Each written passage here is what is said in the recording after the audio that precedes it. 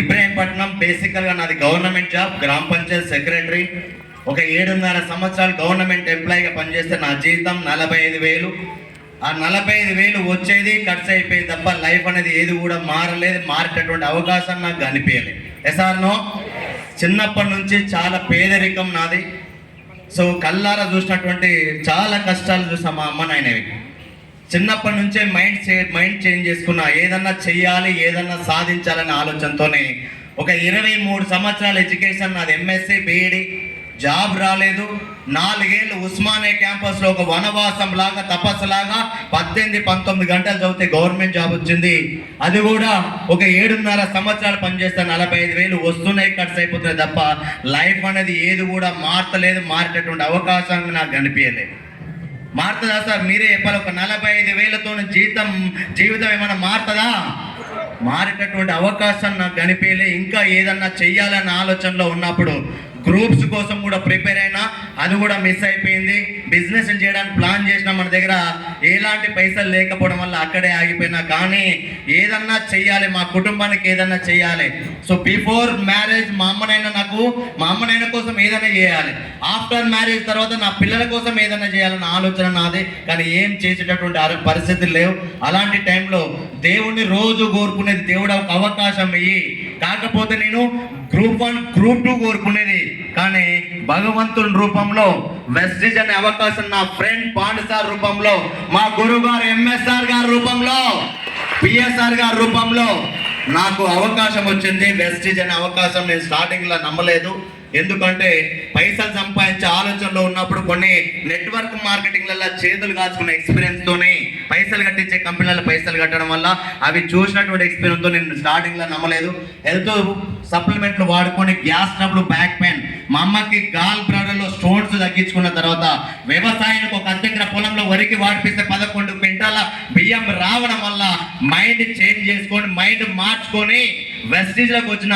ఈ వెస్టిజ్ కంపెనీలో కొత్తగా చేసేది ఏముంది? కిరాణా షాపుల, వ్యవసాయము, ఆరోగ్యం, బ్యూటీ కేర్, ఇట్లా ఒక 4-5 షాపులలో కొనుక్కునేవే ఇలా కొనుక్కుంటున్నాం కదా. కొత్తగా చేసేది ఏముంది? అన్ని షాపులలో పోయే ఖర్చును వెస్టిజ్లోకి తీసుకురావడం వల్ల ఆరోగ్యం వస్తుందని అర్థమైపోయింది. ఆరోగ్యంతో పాటు నేను కొనుక్కోవడం వల్ల 100-200 రూపాయలు అకౌంట్లోకి వస్తుందని అర్థమైపోయింది. 4 నెలలు కొంటే 5 నెలల ఫ్రీ అని అర్థమైపోయింది. Good morning.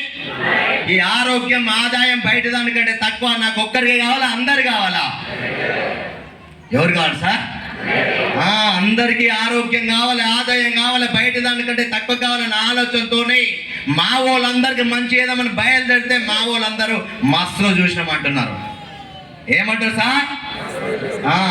ఇందులో ఆరోగ్యం ఉందని జనాలకు తెలియక, ఒక 1 year 2 years కష్టపడితే 1,00,000 రూపాయలు వస్తుంది తెలియక, ఒక 1 year 2 years కష్టపడితే టీం వస్తుంది, ఆ టీం ద్వారా వచ్చేటో 1,00,000 చేసినా చేయకున్నా, చేతనైనా చేత కాకున్నా, ఉన్నా లేకున్నా తర్వాత తరాలకు ఇన్కమ్ వస్తుందని తెలియక మాట్లాడుతున్నాను. అర్థం చేసుకొని తెలుసుకున్నది నేను, విన్నది నేను, చూసింది నేను, మీటింగ్కి వెళ్ళింది నేను.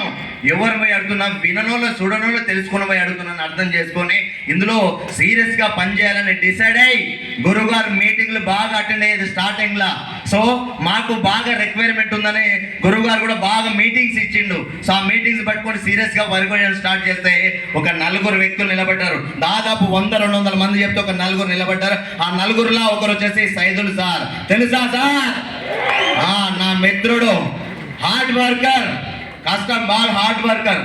సో వాడు మార్కెటింగ్లో ఉన్నటువంటి ఆలోచనతోనే దీనికి సో కొంచెం వస్తే బాగుంటుందని ఆలోచనతో ఆయన చెప్పడం జరిగింది.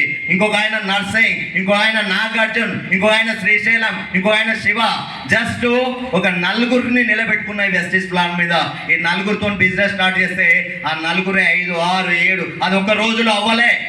దాదాపు సంవత్సరం పట్టింది దానికి. Good morning. 4 చెప్పి 4 ఒక రోజులో రాలేదు.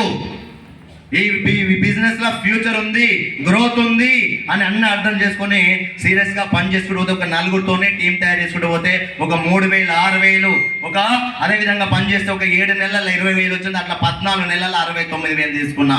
జస్ట్ 14 నెలల పార్ట్ టైంగానే 69,000 తీసుకుంటే ఫుల్ టైమ్గా ఎంత తీసుకోవచ్చు అన్నట్టు ఆలోచనతోనే నాకున్నటువంటి గవర్నమెంట్ జాబ్ కంప్లీట్గా వదిలేసుకొని వెస్టిజ్ బిజినెస్ సో సీరియస్గా ఫుల్ టైమ్ స్టార్ట్ చేస్తే జాబ్ వదిలేసినటువంటి జస్ట్ 3 నెలల నా ఇన్కమ్ 1 లక్ష వచ్చింది. జస్ట్ 17 నెలల 1 లక్ష రూపాయలు తీసుకున్నా. Just 17 months. Thank you. ఒక మాట చెప్పాలి, 17 నెలల 1 లక్ష రూపాయలు తీసుకున్నా. అదే 17 నెలల గవర్నమెంట్ జాబ్లో 1 లక్ష రూపాయలు తీసుకునే అవకాశం ఉందా? మరి 17 నెలలు కష్టపడితే 1 లక్ష, ఇంకో 17 నెలలు కష్టపడితే ఎంత? మీ క్యాలిక్యులేషన్, మీ ఊహ, మీ ఎస్టిమేషన్, మీ అంచనా ప్రకారము ఎంత? 2 లక్షలు. కానీ కంపెనీ 7.5 లక్షల పైన ఇస్తూ last month income 9,79,000 per month తీసుకుంటా ఉన్నా.